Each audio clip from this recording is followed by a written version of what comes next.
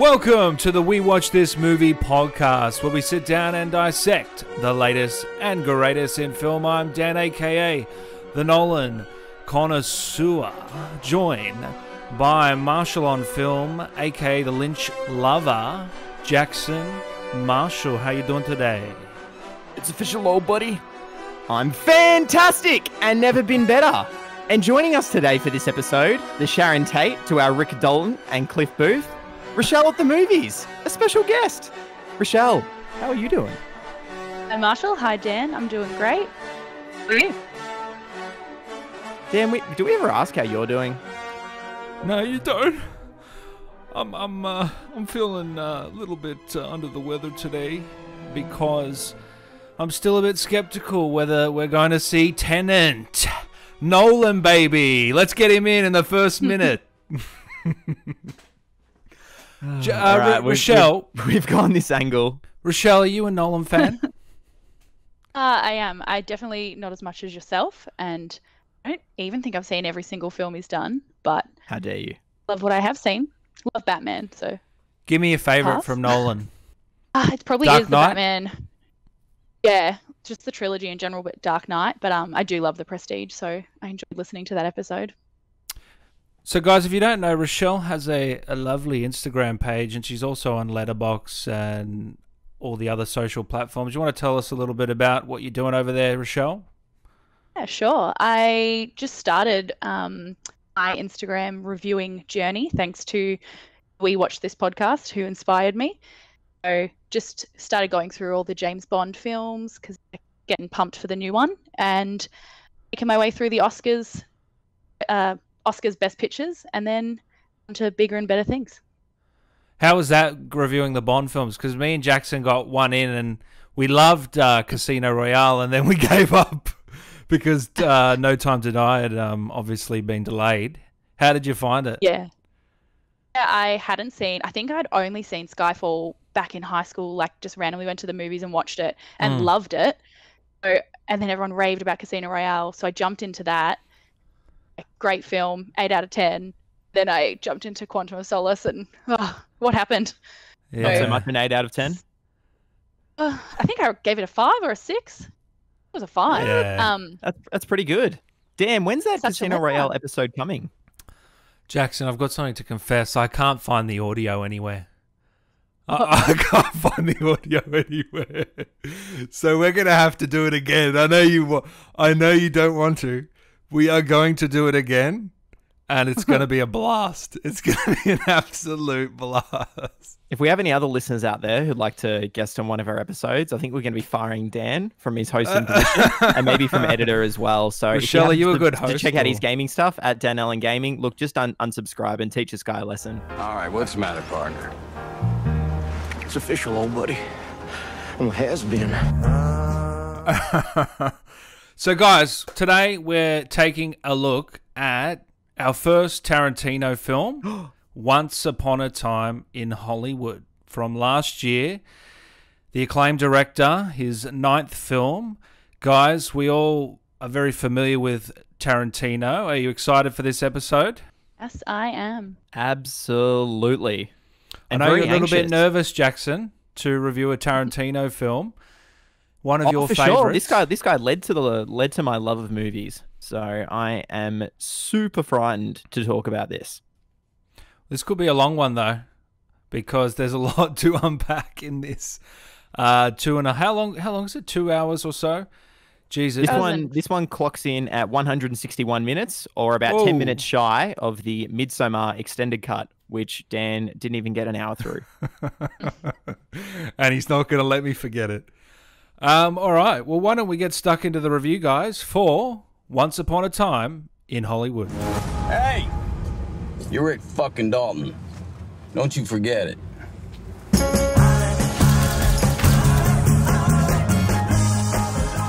Los Angeles, 1969.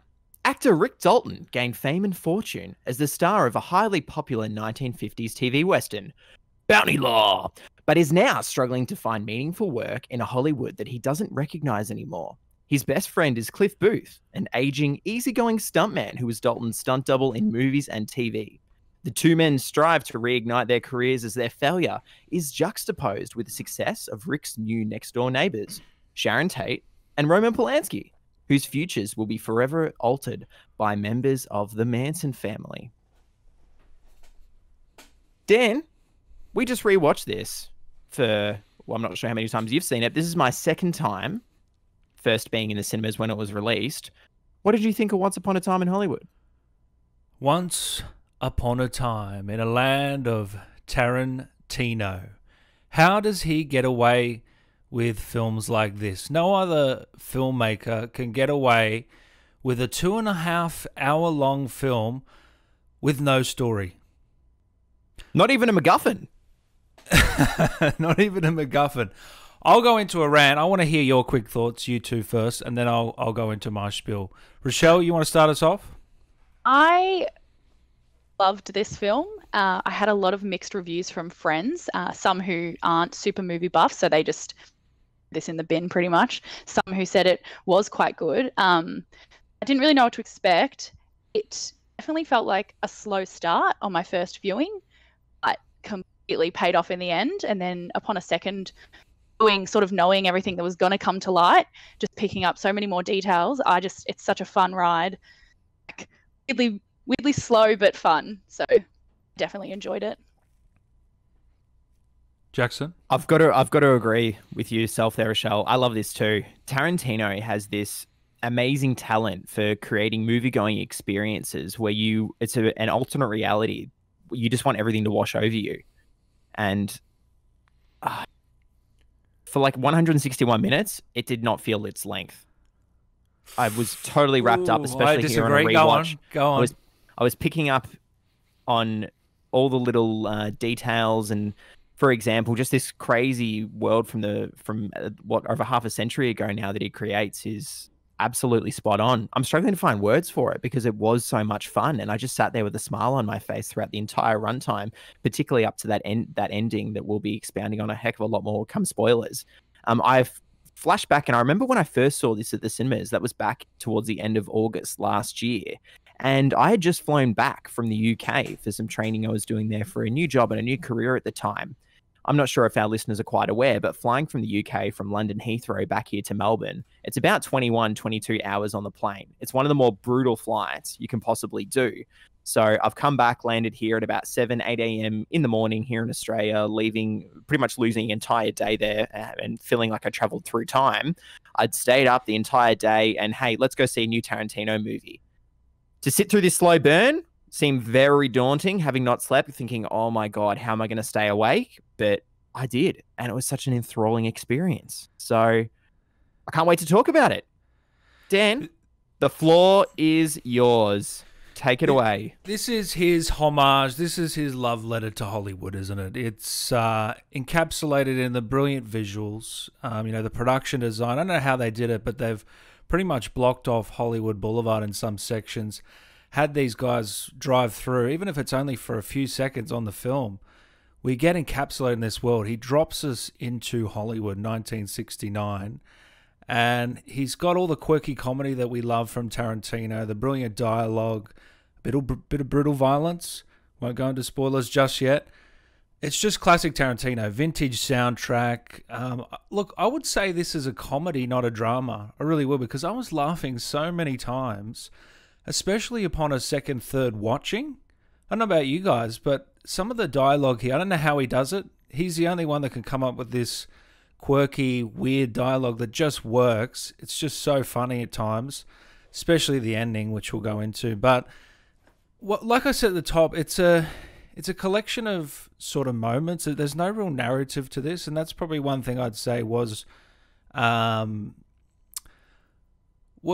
bit different about it. Well, I wouldn't say it was a negative, but it was a collection of moments of beats. There was no real sort of ending in sight.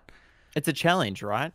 Yeah, I mean, it is a challenge. It was, look, I don't think we would have had the film we did without these two main leads, Brad Pitt, Leonardo DiCaprio, at the top of their game. The chemistry is real here. I don't think we've seen these two guys before as two leads. Correct me if I'm wrong, but they had some chemistry here. These two were really lovable guys, Rick Dalton, Cliff Booth.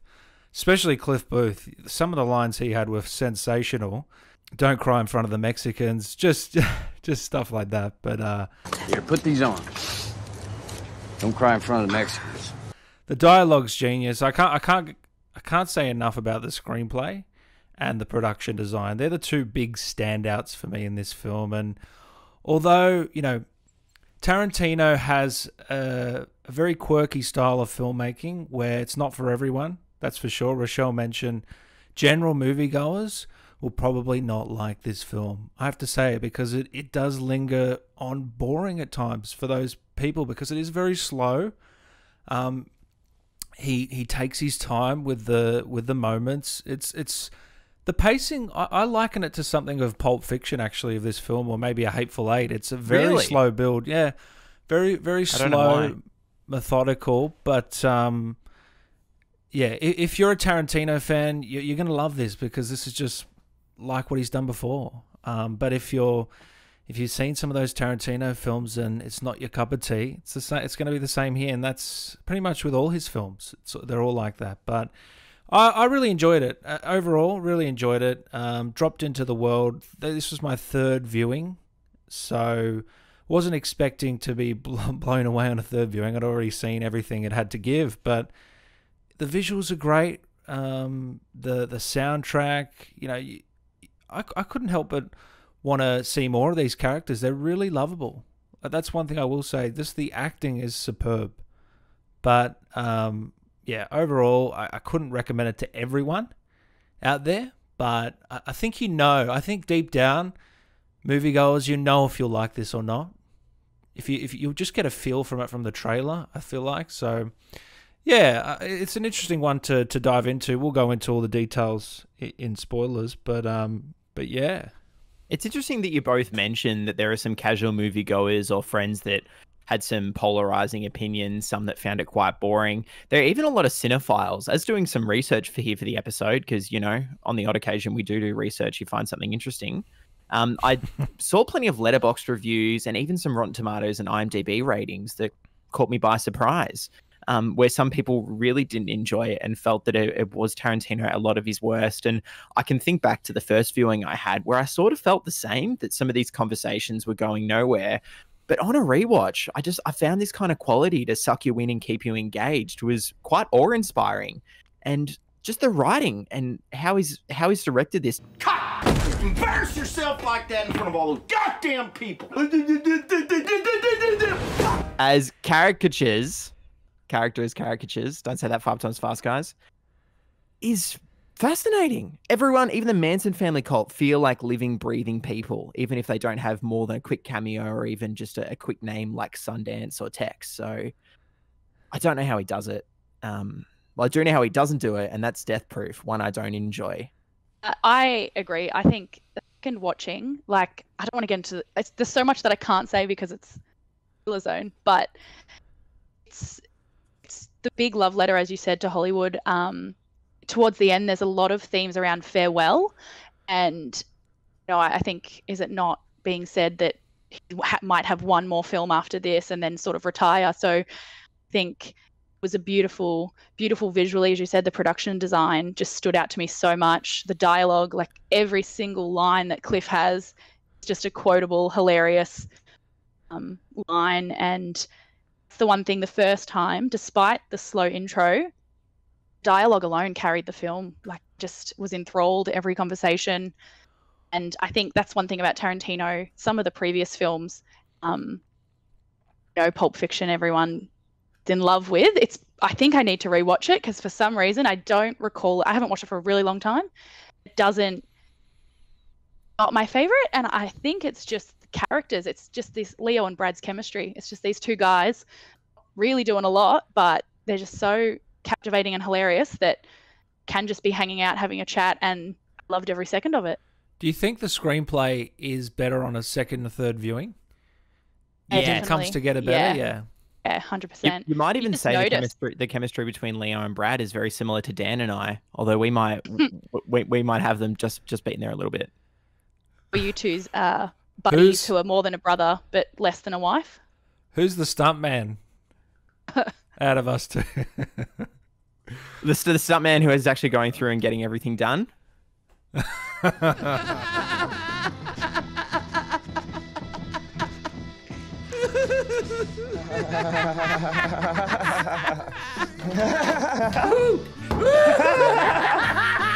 Yeah. Anyway, what did you think of Margot Robbie in this film? She didn't pop up much. She didn't have much to do. But Was the she in the movie? Exactly. Very different to Birds of Prey, right? Oh, exactly. Oh, that's right. Yeah. Oh, we well, did that. I don't remember either. I feel like her role in the film, they wanted to be a bit sensitive because obviously Sharon Tate being a real life person, they wanted to be sensitive, so they didn't step on too many toes there. And I feel like every scene we got with her, she was very positive. She was showing the great sides of Hollywood and the fun nature of it all. There was no real negative connotation where she was on screen. It was always positive and her laughing and having a good time. So maybe her character, maybe that's what he was going for, but she didn't have a lot to do, did she?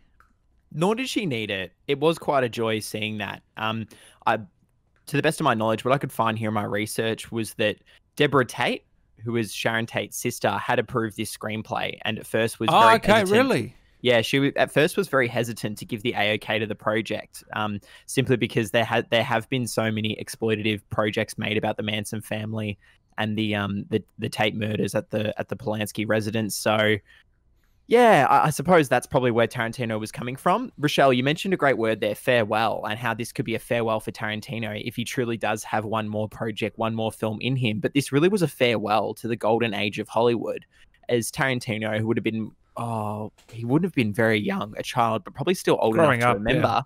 Yeah, when these Tate murders happened, is that a lot of this tarnished Hollywood and tarnished this innocent, sweet picture of Los Angeles, of LA.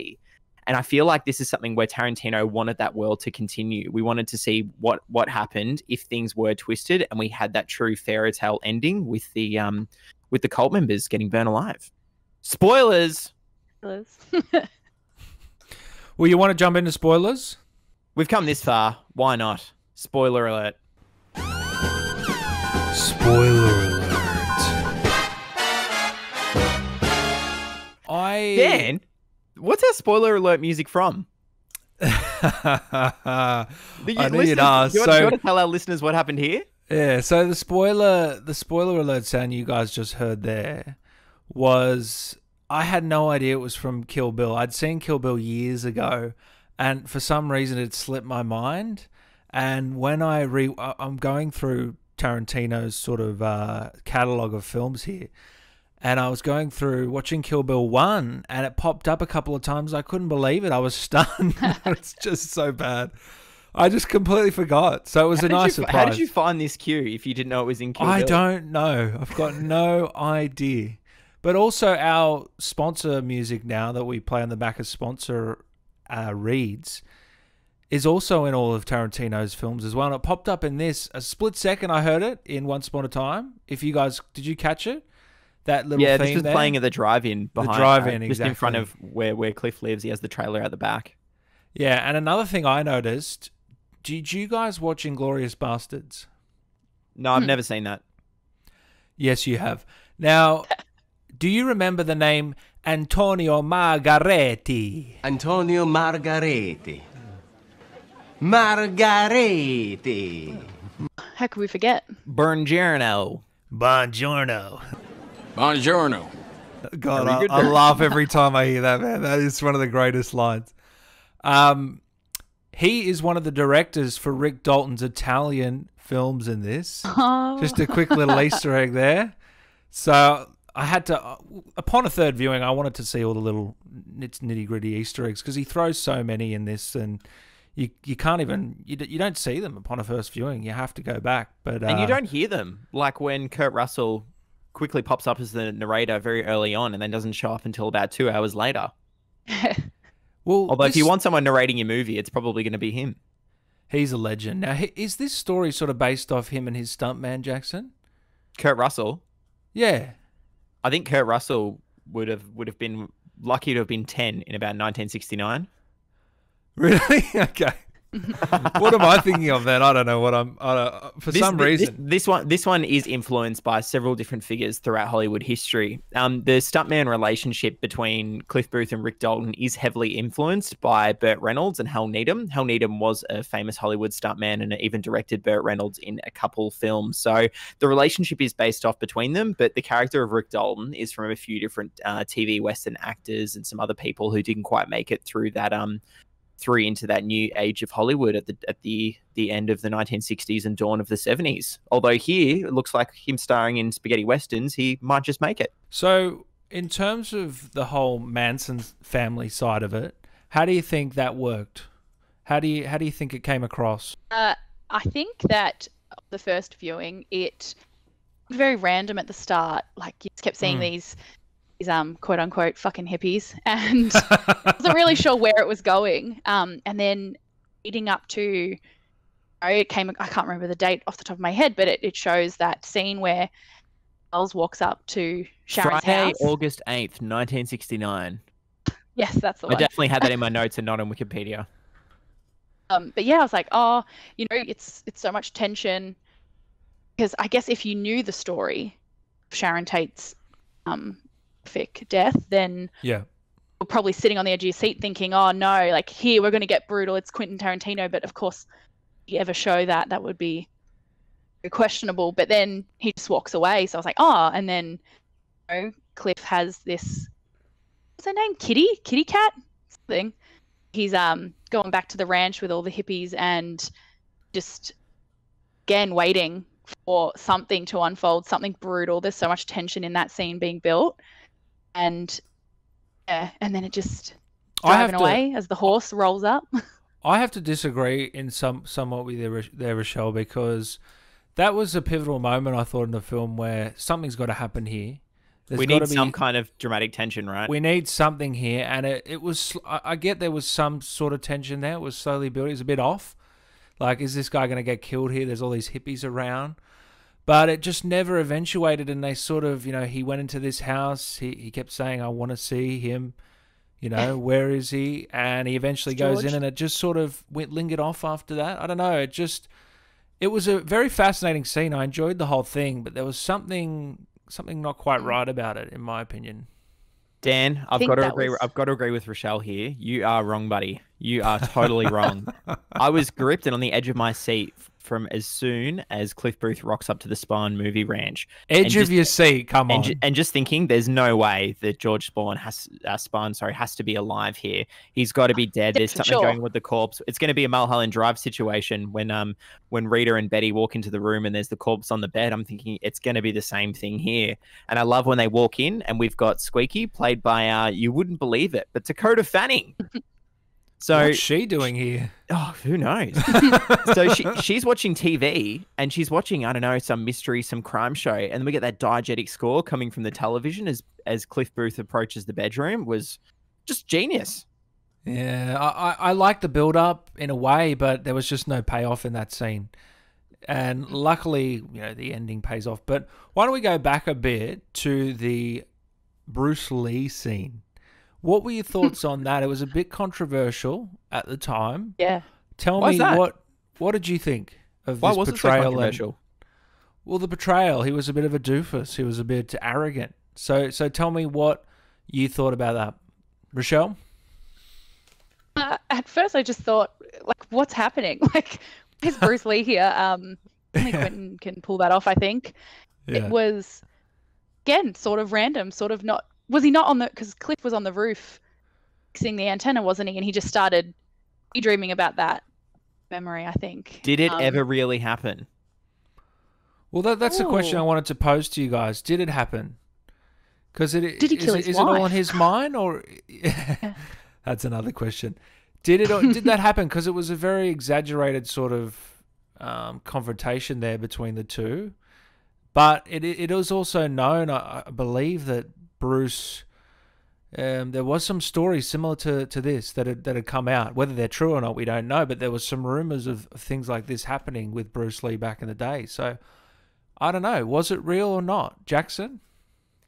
Correct. There were stories back in the day of Bruce Lee beating up real life stuntmen on sets. I like to believe it did happen because it's just so much more fun, and you can't help but to love Cliff Booth throughout the whole movie, even when especially when he's sitting there and we're listening to Natalie, the actress portraying Natalie Wood, listening to her moan and groan, and he's sitting there with the spear gun, thinking, I wonder what happened here. So I like to believe it did happen, but if you want to argue otherwise, I'll totally agree. He could just be looking back to a time he stood down, or he might have still exploded at Bruce Lee and he was kicked off the set. What do you think, Roschelle?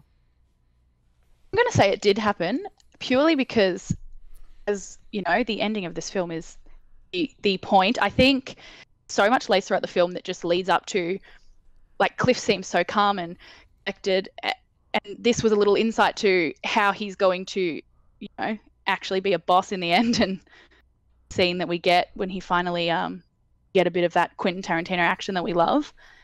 I think there's just a lot of little foreshadowing parts that show how he's going to lose his mind. Yeah, I like it. They do mention that Cliff can't go on the set because of a previous encounter. So does that allude that this did happen because he obviously broke the car and they had that confrontation? I thought maybe, you know, this was a part of this world. Whether the representation of Bruce is correct, I don't really care because it's a movie. I don't look at this and think that's Bruce Lee now. This is the Bruce Lee I know now. It's just an interpretation, just like any other. Quick shout out though, Mike Moe nailed the character. I thought he needed to be a little bit more jacked, but nah, he was pretty funny. He was good. You like him and muscly. Did he kill his wife? Come on. He did. He's got to have killed his wife. 100%. He took out Natalie Wood. 150%. I love that though, and it's so funny. It's like such a villainous thing to do, but we all just laugh about it, and it's like a joke from Family Guy. How we just quickly cut away to something. Yeah. I just don't know how he comes up with this stuff. I don't think any other director can get away with this sort of storytelling. Not for a budget on $95 million. 95 million, was it? $95 million budget. What was the ratings? What did the people think about this? Well, Dan, I'm glad you asked. So this one, on a reported budget, anywhere 90 to 95 million, and very likely had a marketing budget that probably brought us up to somewhere around the $200 million mark. It brought in worldwide just under 400 million, which is massive for a Tarantino movie, and massive for something that's an original story and kind of that art house independent flair. Still, obviously, massive budget and had the backing of some big time producers. It was the first film that Tarantino has put together without Bob or Harvey Weinstein, and we don't need to mention why on this podcast. So, to the people, we mentioned before, it had a polarizing reception. So let's go to the stats. IMDb had this one, or still does, at a 7.7 out of 10 from 475,000 ratings. That's nearly 500,000, which is very popular. That's a lot. I believe our lost episode on Casino Royale was one of the only movies that came in with more ratings, and maybe The Prestige as well. But 7.7 does seem quite low. Rotten Tomatoes has this at 85% of critics who gave it a fresh rating or liked it. And from that 85%, there's 530 critical ratings. That's a lot for Rotten. Massive for Rotten Tomatoes. Yeah. Everyone saw this. Yeah. Everybody saw it. The average score was 7.82 out of 10. So very closely aligned with IMDb. The audience score, on the other hand, very stark contrast. 70% of the audience gave it a good rating, and there were over 20,000 user ratings there on Rotten Tomatoes. So very discussed movie. They gave it an average score of 3.77 out of 5. So again, it's all leading into that 7 or above. Metacritic had this one at an 83 from 62 critic reviews. That's 83 out of 100. It was number 4 most shared movie of 2019 on that site, and number 6 most discussed movie from 2019. And finally, you know who we're about to mention. Come on, please sponsor us. We really would love it. Give us some of that sweet Letterboxd cash. 3.9 out of 5 from just over 460,000 users who have logged it. And it's been favorited by over 2,500 people. So while some cinephiles weren't as favorable to it, I believe that, like some of the best pictures of all time, it's going to grow and it's going to find that fan base as time goes on. I was of the opinion it was a little bit slow and was far too long, coming in at over 2.5 hours at the cinemas. But here at home, it was a joy to watch. Well, that box office of 400K, is that a success, do you think, guys? Because Brad Pitt, Leo, two of the biggest stars in the world. Tell me someone that doesn't know these two names. You'd be hard-pressed to find someone. Quentin Tarantino, one of the biggest names in terms of directing. Sony, marketing budget. Hollywood film, Oscar buzz. 400. Is that... I think that's a little low, to be honest. Seems low, but I think one thing about this film was the trailer really didn't give anything away, so there's nothing to give away to go see. Yeah, exactly. There's nothing to give away except the ending, is there? Yeah. No. Yeah, I guess. I mean, I think it's a little low, but look, it is a little bit low, but it's definitely a tough film to market, because who are the people that are going to go out and watch these? People who are alive during the 1960s? Who remembers the Sharon Tate murders? I know a friend of mine that I saw this with back in last August when I arrived from the UK. After watching it, he said, "Oh, I had no idea this is about Charles Manson." And I said, "Oh, okay, what do you know about that?" He said, "I knew nothing other than this guy had a cult and was in prison." So I guess for general moviegoers, they just don't know. It's from something far too long ago. But hey, it's Quentin Tarantino. You said at the top of the pod, Dan, who else could make this kind of movie? Well, Tarantino's got to be one of the last directors who can have an event film, a film that will bring people into the cinemas just based on name recognition. I can think of maybe one other director who will not be named, and there we go. Dan's already giving us a cheeky smile as we record this one. That's probably the only other director. What I can find here, it was a success. But you're right. Well, Leonardo DiCaprio and Brad Pitt probably should have been a bigger box office smashing combination. Maybe this did need a release at a stronger time, even though it was out in the summer there in the Northern Hemisphere. It's really tough. Maybe that polarizing opinion turned people off. And I've been speaking long enough, so someone else have the mic. Do you know what it comes down to? The general moviegoers are talking about this film in not a good light. They're saying this is boring, this is a slog. Yeah. I can tell you right now. And it's spreading out, and they're like, "Oh, I heard this wasn't that good," and that's what's happened. It's dwindled, and it's only got the 400 now. Tarantino, I don't think he has that good of a track record as well for box office success. And one other thing I'll say is this had a very good push once it came into Oscar season. It got that last set of legs. Before then, I believe it was only at 300 million, Jackson. So that Oscar buzz pushed it even further. So without that, you wonder, well, is it a success at all? Because we talk about marketing budgets, but it's interesting to talk about. I want to see more of these films being made. So I'm glad it did return some sort of success. But yeah, I wonder if it's a success Sony signed up for. Now, I want to move back to Leonardo DiCaprio. So, look, Brad Pitt got all this Oscar success, got all the award success for this film. As we know, he won every supporting actor role there was. But I tell you what, upon this third viewing, I was really impressed with Leo. He always seems to nail it. I talk about Christian Bale being a better actor. I talk about Hugh Jackman being a better actor. Hugh who? Geez, he's putting up a good case after this. I might have to eat my words because he's one of the best going, isn't he? He was snubbed. His performance gets better the more you watch it. I'm sorry, Joaquin Phoenix, super talent, but you're kidding me? That guy beat out Leo at the Oscars. Not that the Oscars mean anything, but come on. Roschelle, I think. Who's your favorite actor? Well, is the man himself, Leonardo DiCaprio. Is he really? Is he your number one? Is he your number 100%. one?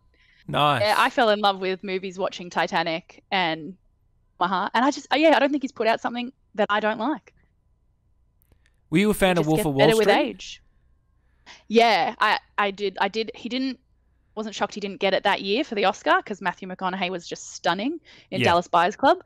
But he got a bit unlucky there as well. He's had a reputation for coming second a lot. So is Tarantino. This guy. I know, they're both the big one. They're just always coming in at runner-up. Any other year other than 2019 with Bong Joon-ho just smashing it out of the park, and he had it. Yeah. If this was released in 2018 or 2017, that big gold statue was his. Well, it's not like he hasn't won them before, though. When has he won it? He's won it for screenplay a couple of times. Oh, come on. It's a little He bit hasn't won different. the big one, the director or the best film, I don't think. But yeah, Leo, he really did put on a good performance. One of the best scenes, I think, is him and the little girl having that conversation. Although it lingers on a bit long, and that's one of the scenes where the general goers, of course, will sort of tune out. For us cinephiles, we love this when it sort of slows down. And these two, she's such a smart little girl. It was a great sort of talk. Did you guys feel that as well? I absolutely loved that scene. Every single time that we got to see some of Rick's films, like, it's acting within acting. It's just throwing me back to Inception. I just loved every bit of it, and it captivated me enough that I wanted to keep watching these movies. I wanted to see how that movie ended.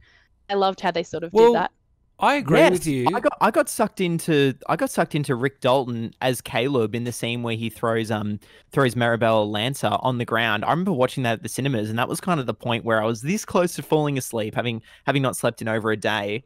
I was this close, super jet lagged, but he won me back in. And then we have Sam Wanamaker steaming in with, "Yes, give me evil, sexy Hamlet." That was a great scene as well. Really good. And then he gets his confidence back when she says, "That was the greatest acting I've ever seen." She's only 8. The irony. And Rick Dalton.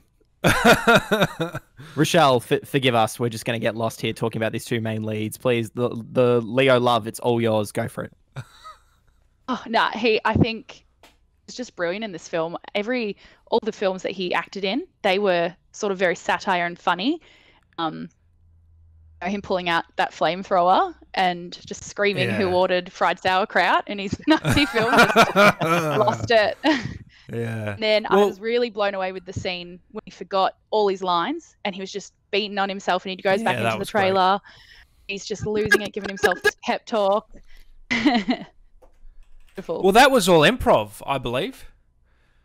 Yeah, and you know what else was improv? That great line that Cliff Booth gives him, "Hey, you're Rick fucking Dalton, and don't you forget it."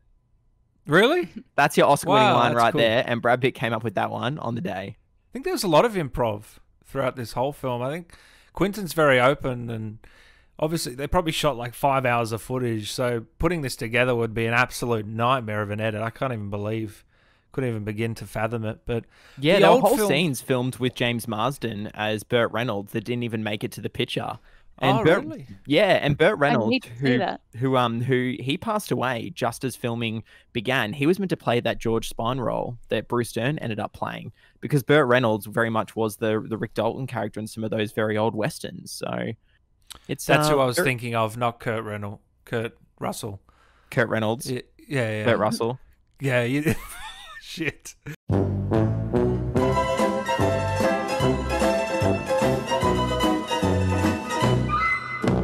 This is where it plays the music. Now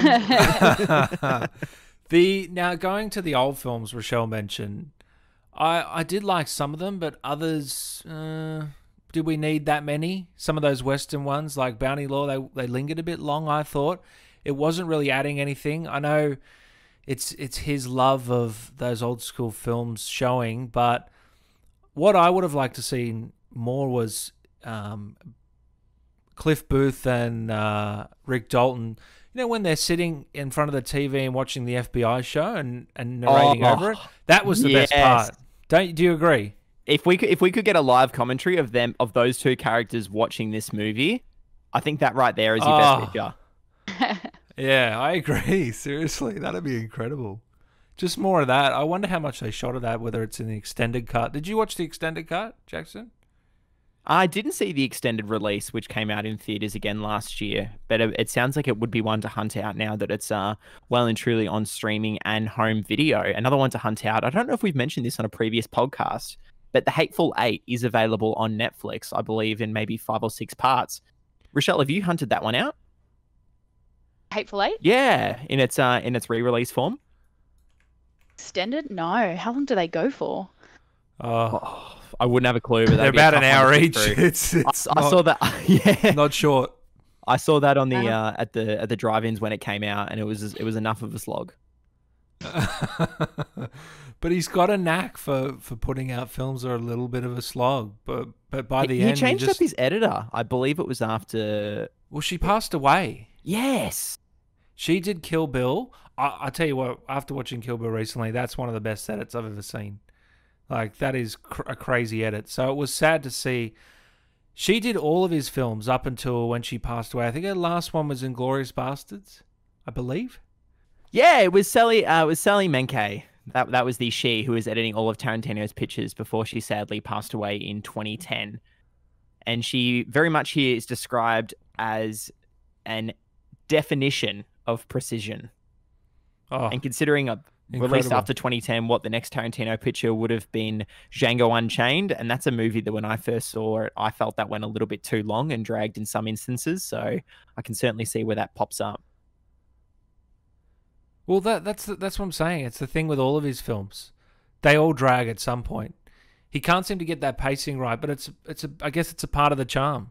Django is actually my favorite Tarantino film. I was going to say it might be mine as Love well. the slow ones. Oh, what is wrong with you? It might be mine as well. That or Sorry, Inglourious Marshall. Bastards. I can't believe. Where is the love for Pulp Fiction? Come on. No, that's I've definitely seen not it. my favorite either.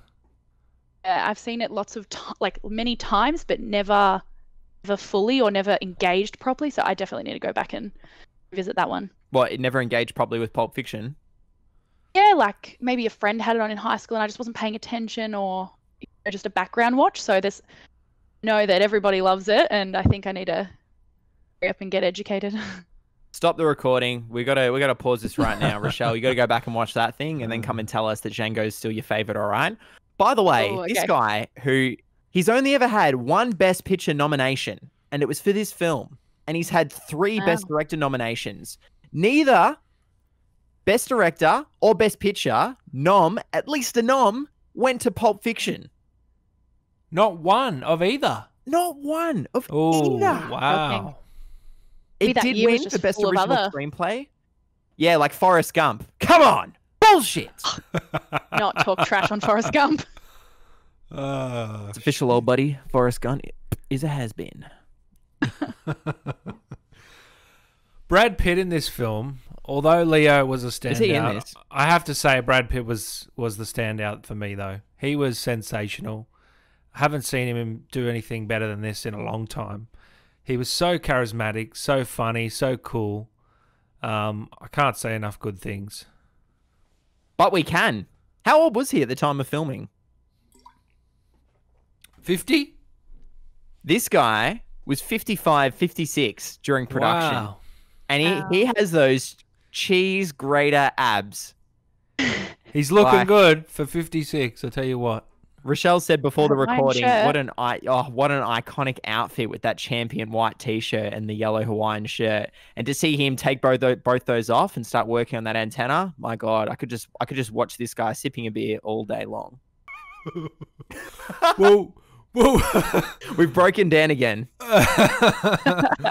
Look, he's no Henry Cavill. I mean, if I was going to turn gay for someone, it'd have to be him. Not Jackman.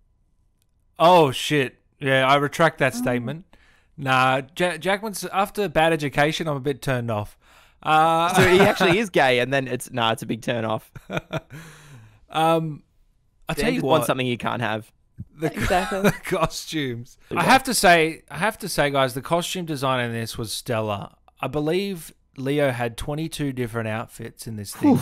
I mean, it's just crazy the amount of detail they've gone into, whether he's in a Western or whether he's just coming back from Italy. It all fits the bill. I don't know how they've done it, Jackson. I believe they were nominated for an Oscar and all the different awards you can be, because it just transported you. It just, like I said, we're dropped into this world, not just the production design, but the costumes. Rochelle, you've got 22 different outfits to choose from here. What was your favorite Leo look? Favorite Leo look was, he did look great coming back from that airplane from Italy. Yeah. Sideburns. However, Manly. there's nothing better. Oh, however, curveball. However, just him sipping maybe it was a whiskey sour, maybe it was a Bloody Mary, I can't remember. But in the end, of course, my favorite scene, and he's just lying in the pool, that matching outfit on, before he gets unfortunately disturbed by someone crashing through the window. Oh, is it time to get into that ending yet? Let's wait a little bit longer. I think if we're talking about costumes, however, Sharon Tate, as a lady and a lover of fashion, every outfit, yeah. Oh, iconic. Yeah. how much, yellow how much did the matching- camera love her?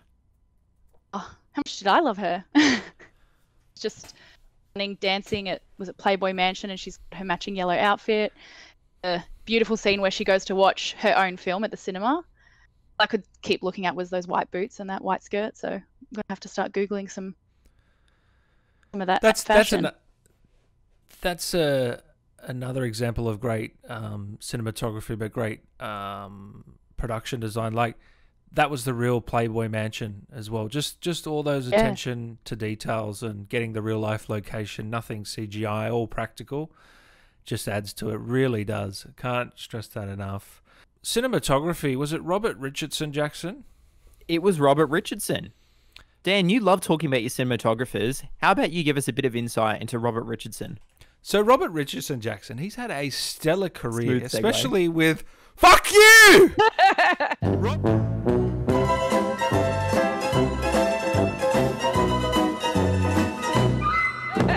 Robert Richardson, Jackson. That's all staying in. Robert Richardson Jackson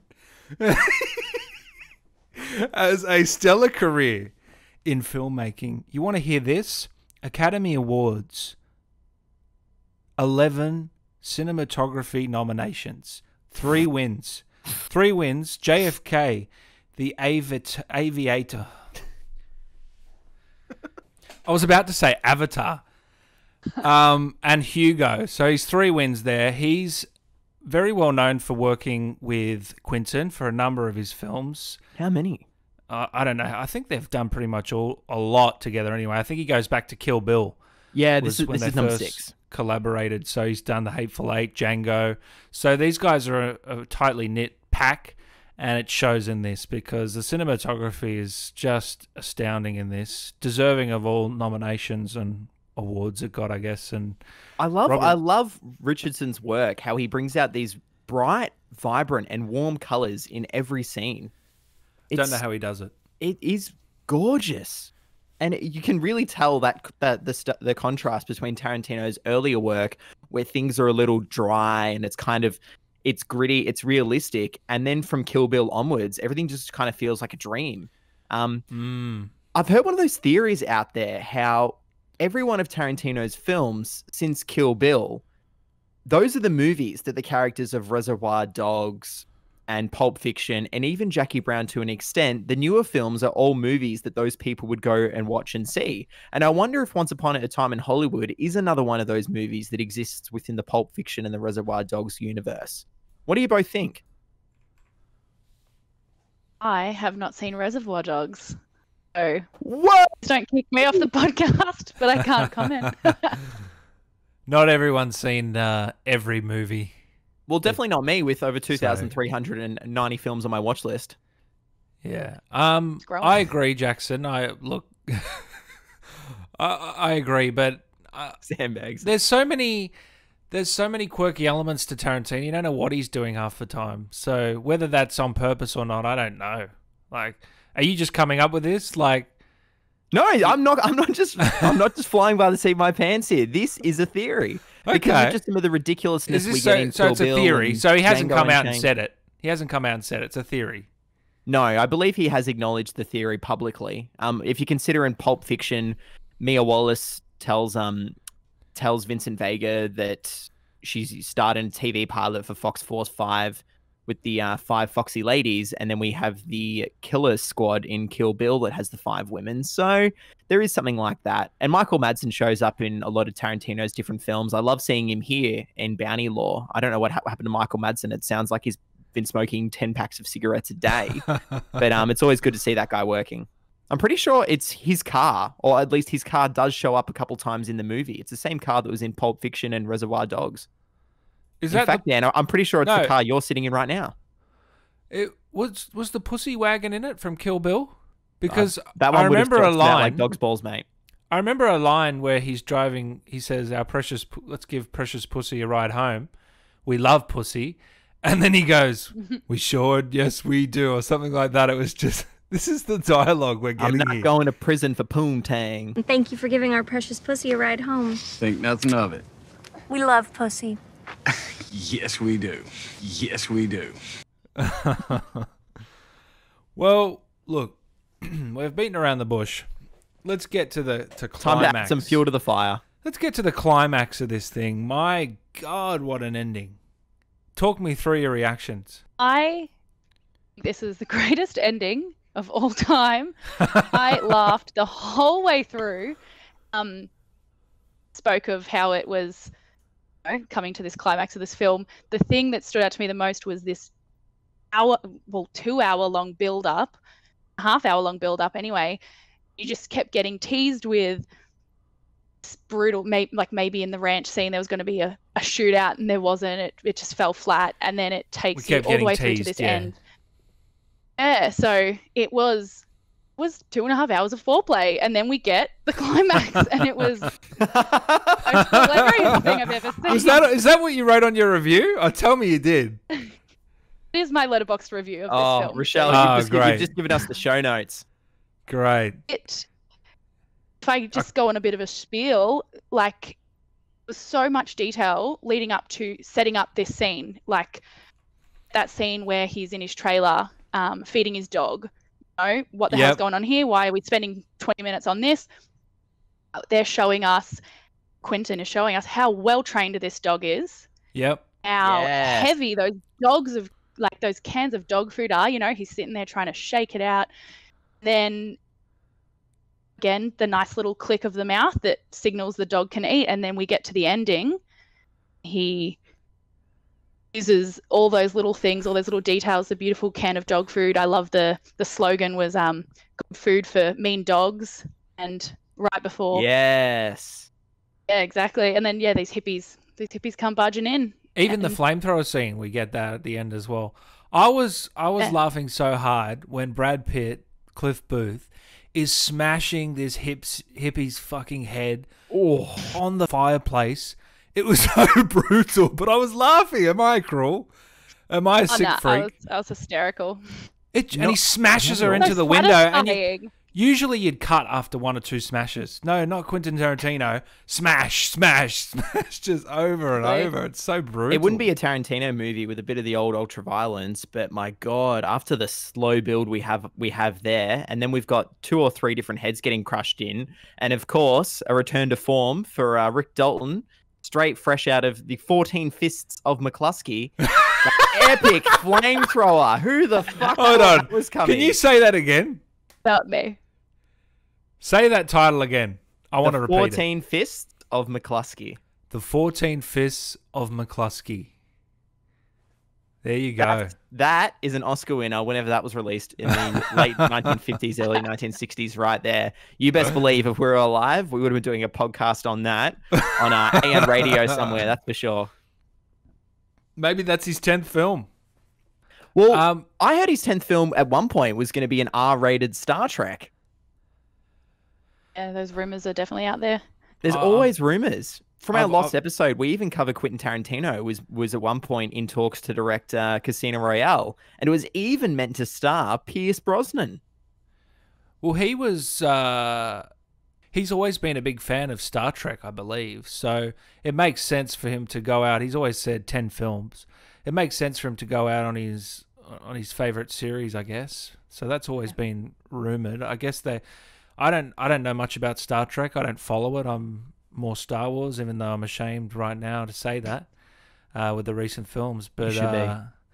Yeah, do you watch Star Trek, Jackson? I swear you did, didn't you? Do I watch Star Trek? Well, Dan. Oh no, coming soon. A new miniseries covering. Oh no. We're opening these can of worms an hour and a half into the podcast. Look, I'm not the biggest fan of the new Star Trek films, but the older films, the original TV series, and particularly Deep Space Nine, which is an awesome 7 seasons of sci-fi TV that I implore you both and any listeners to go out there and check. It's very intelligent and funny and witty. But anyway, yes, an R-rated Star Trek by Tarantino would have been great. Doing some research, I found that back in January this year, Tarantino confirmed. Now, again, it will probably lead nowhere. Let's, fingers crossed, hope it does. Tarantino confirmed He's producing a Bounty Law TV series. What? Wow. Are you Can't wait to see that. I'm serious. Who with? I'm Who's the deadly lead? serious. Well, we don't know, so it's probably not going to go anywhere. But if we had Leo or even Michael Madsen, you can sign me up. Has Leo done any TV ever in the last? I swear that'd be a downgrade for him in his eyes, I reckon. Probably. Because I swear he was attached to a Scorsese movie at the moment. I think they're in pre-production. Correct me if I'm wrong, listeners. But Scorsese's always got, 3 or 4 films on the go, so it wouldn't be much of a surprise. No. And those two are known to be great collaborators, obviously. Yeah, what did you think of this crazy ending? The dog grabbing the balls of this crazy... I mean, I was laughing so hard when this crazy chick was running around. It was so over the top. She's running around with a knife and then she runs into the pool and gets burnt to a crisp. I mean, it's so ridiculous. Who else can get away with this? No one.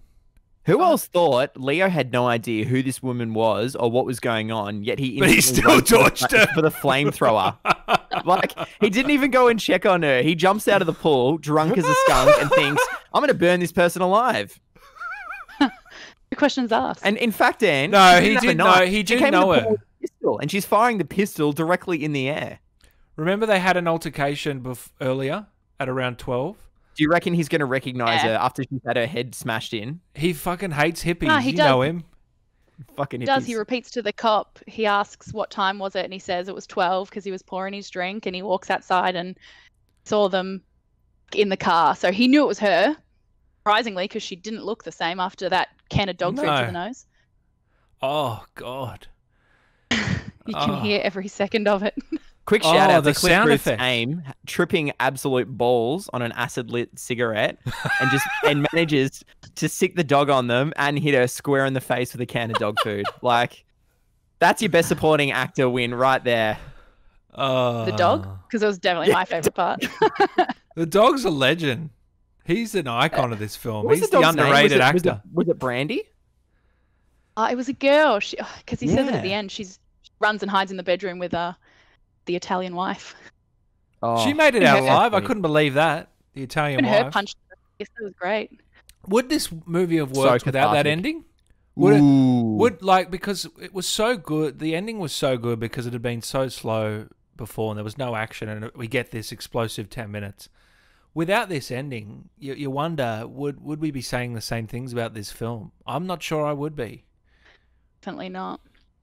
This made it, and then ending made it for me, and then it made the rewatch, as I said, like looking at every little detail we got given leading up to it.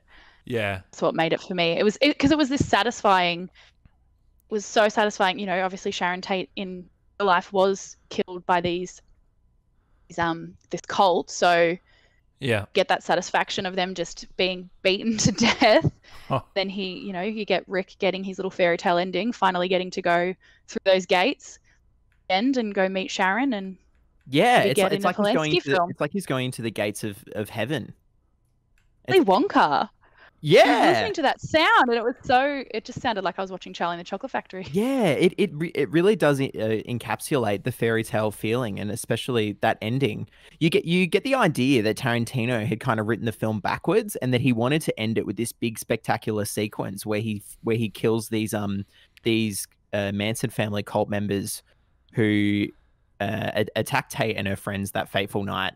So it's interesting. And I remember when this movie was first announced, that Tarantino had come out and said, "Oh, well, I'm making a movie about the Tate murders." So there was no mention what the rest of it was going to be. So he probably really had kind of written it backwards and decided, "Oh, what's the most brutal, hilarious thing I can do? I will burn one of them alive with a flamethrower." So here's this character who starred in a World War II movie, just like in Inglourious Bastards, where everybody gets burnt alive. Is it a nod to that? Probably. Oh, absolutely. Very intertextual. Look, at the end of the day, I think this is a comedy more than a drama. Do you guys agree? Yeah, Definitely. some genres I've seen here: comedy, drama, history, crime. It just goes on and on. But at the forefront, comedy, Jackson. Do you agree with that? Yeah, I'll agree with that. Almost all of Tarantino's films are that way. Even something like Death Proof, which I don't find all that enjoyable, I have to say, is still a comedy. Has a very similar ending there with Kurt Russell's character getting his comeuppance, just like the Manson family. What did you think of the actor who played Charles Manson? He's shown up in a couple other projects like Mindhunter. What a creep. He was creepy, but he wasn't in it enough. I wonder if they cut scenes out or what the go was there. We only saw him, once? Yeah. Yeah, well, that's it. He shows up twice. He goes to the Polanski residence, or maybe it is once. She doesn't keep He saying doesn't show up at the Charlie ranch, does he? Yeah, he's gone to Cincinnati or something, and like, oh, disappointed. Charlie would have liked you. Yeah. They mention him, but we don't explicitly see him, which is an interesting take. No, in the real life story, he wasn't a part of those murders at all. And in fact, that fourth Manson family cult member who left in the car, that's something that happened in real life too. So, yeah. Oh, okay. So that kind of had this feeling that we're not quite sure where it's going to go. Do you know what happened to her in the end? Did she just drive off and leave the gang, or what? Correct? Yeah. Interesting. See, there's so much detail within this world. Well, I think we've done it justice, guys. Do you want to head into final ratings? Jax, you want to kick us off?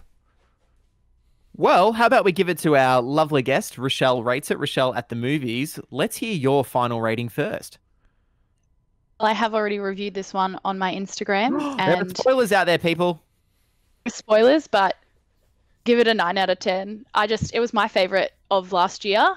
Parasite was brilliant and well deserved, but just as a personal enjoyment, I just thought it was hilarious. Loved every second of it. It looked beautiful. Acting was stunning. Yeah, besides that slow start, which I think was well redeemed, I just don't really have a bad thing to say about it. Awesome. Roschelle, I'm right there with you. This comes in at 9 out of 10 Fists of McCluskey.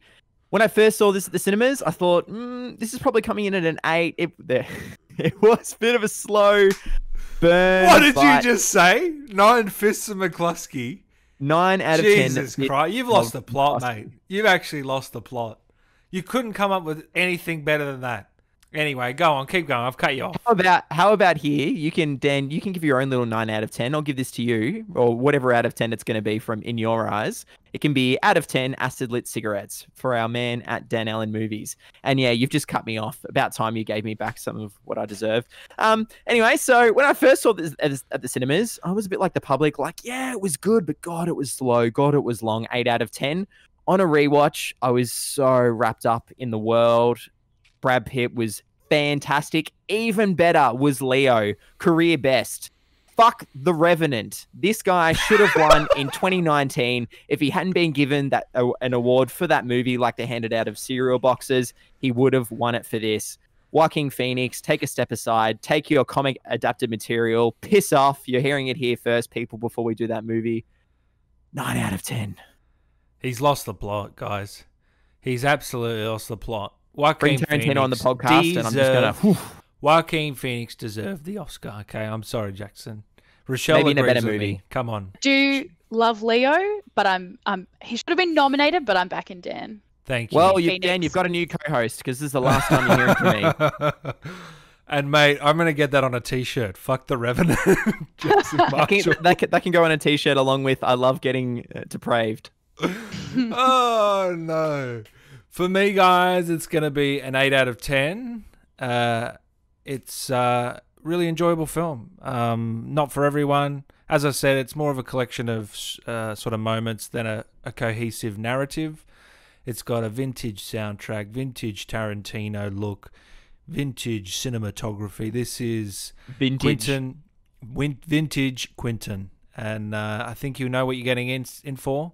So yeah, 8 out of 10 from me, 9 out of 10 from Jackson, 9 out of 10 from Roschelle. So that comes in at an 8. Is that correct, Jackson? On Letterboxd, 16 out of 20. That one will be coming at a 4 out of 5 on Letterboxd, or an 8 out of 10 on average. Beautiful. There we have it, guys. The Tarantino, our first Tarantino film, probably not our last. Thanks for joining us on that, Roschelle. But stick with us. Jackson, tell us now a little bit about our fantastic sponsors for today. Okay, listeners, we're going to get into our sponsors for today. And our first sponsor, they've been with us for a few episodes now, it is ExpressVPN. And expressvpn.com/WeWatchThis will get you 3 months free. What is ExpressVPN? Well, ExpressVPN will keep your online activity from being traced. You can choose to be emanating from over 160 locations across 94 countries. So whether you're shooting a movie at Spahn Ranch on location somewhere in Hollywood or even in Rome, Italy, you can be coming from wherever you want. If you need to be hiding from the Manson family or maybe hiding from Cliff Booth as he's going to be out to shoot you with a harpoon gun on his boat, you want to be keeping your real location hidden from prying eyes. You can access any content, no matter your location. So say goodbye to block services and websites. For example, if you're in the US, as many of our listeners are, you could create an Australian Netflix account and get access to some brand new content that drops here before you get it over there. Or vice versa for many of our Australian listeners and Rochelle's friends who we know will be listening to this podcast, so shout out to yourselves. ExpressVPN, make it super easy, have a super simple interface to get this one done. Again, we want to thank ExpressVPN. They support us, we support them. It's expressvpn.com/we watched this for 3 months free. And a quick shout out, a brand new sponsor, URL Genius. URL Genius, we use their service, we believe in it, we love it. URL Genius lets you compose links for social apps, branded apps, or even your own application that lets you instantly deploy them across different marketing channels and gives you deep linking so that when someone hits that link button, they're taken straight to your app. Might be social media, might be somewhere where you want your listeners to go. So check out URL Genius. They support us and we support them. Right on to our last segment of the show. Dan, what have we got? We're going to recommend each other some films, and I've got one straight off the bat for you guys. I want you guys to watch. No breathing here, No breathing. We're straight into it. Wind River. Have you heard of this film, guys? Oh. I have not heard of Wind River. Please, Dan, give us a bit of insight into it. Wind River starring... Guess who's it starring? Ready? Jeremy Renner. Well, I thought you were going to say Joel Edgerton. Jeremy Renner and Elizabeth Olsen. You might remember them from such films as Are they in a The DC Avengers movie? 1, 2, 3, and 4. Hey? Are they in a DC movie? No. She is Scarlet Witch and he is the hulking Hawkeye. Hulking Hawkeye. This is set in around Native America sort of area, Wyoming. It's centered around American Indians and that sort of thing. It's a crime drama mystery. This is one of the best films I've seen in the last 5 or 10 years. A little bit slow, but once you get to that ending, a bit like this film, Quentin Tarantino, once you get to that final act, my God, it hits. So I want you guys to check this out. It's by Taylor Sheridan. Now, he wrote a few films you might recognize, Jackson. He wrote Sicario, which you haven't seen yet. No, he that's wrote a Denis Hell or Villeneuve High picture. Water. He wrote Hell Ooh. or High Water, yep.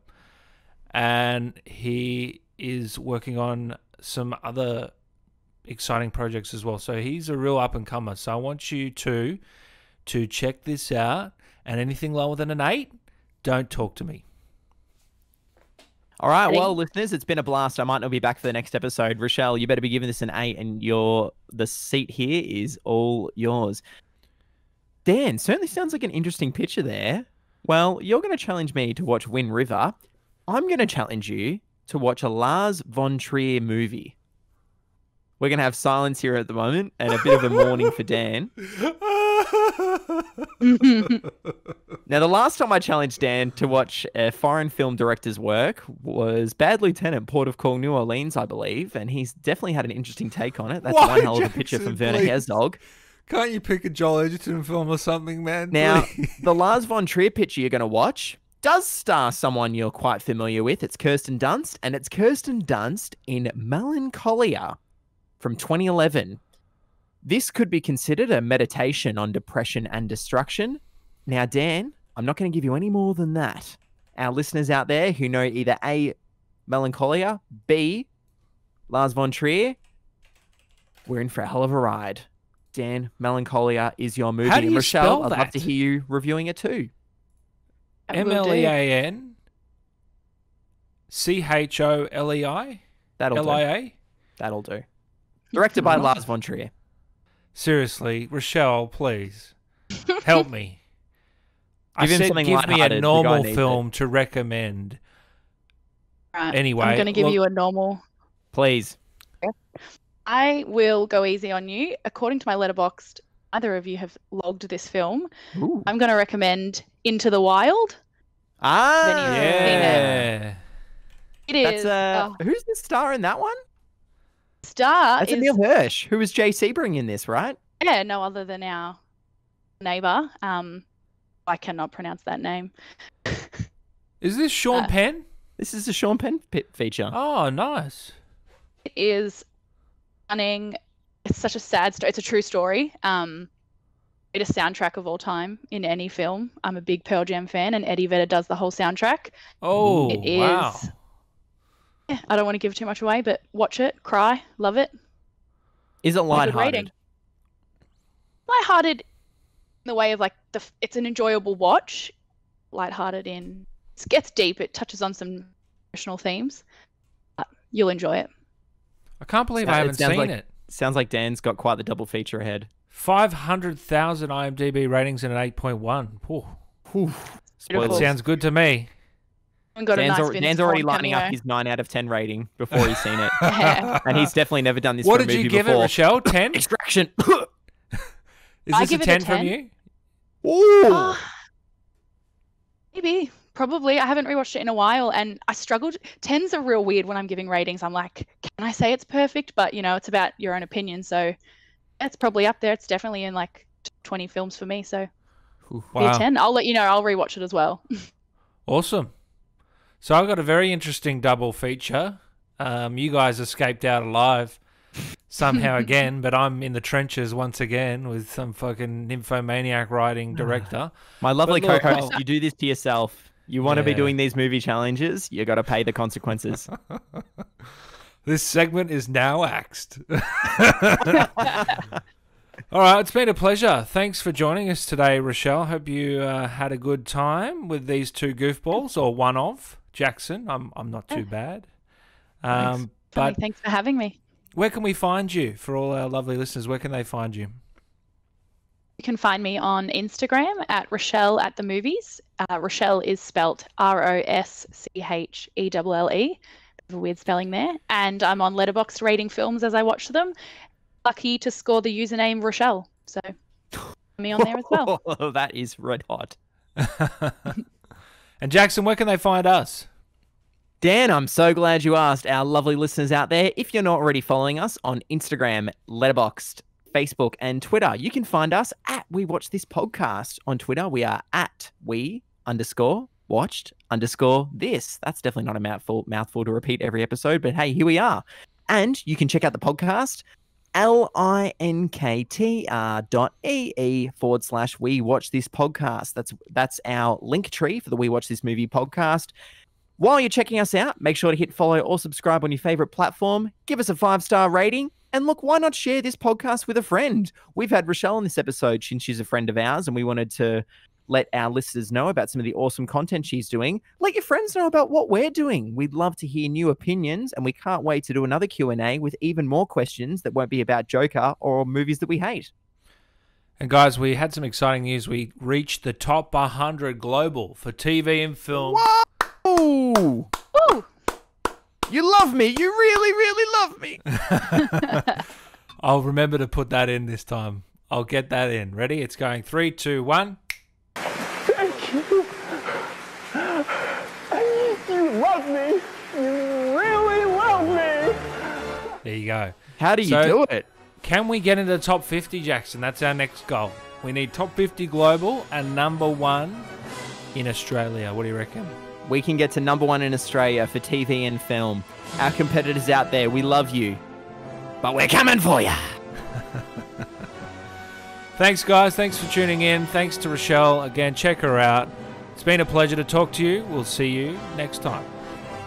Thanks for listening.